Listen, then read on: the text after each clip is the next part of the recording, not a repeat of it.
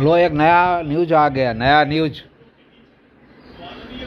International level पे $67 पर barrel है ऑयल पेट्रोल डीजल का, कच्चे ऑयल का $67 बैरल।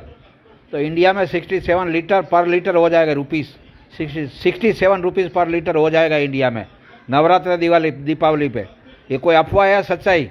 आप क्या मानते हो? ज़रा लाइक शेयर कर देना, आपके दोस्तों को बता देना।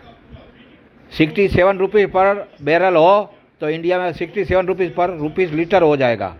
ठीक है, चलो शेयर लाइक कर दो मेरे भाई दोस्त यारो। सच्चाई है या कोई बैड न्यूज़ है, क्या है? सच्चाई बता दो।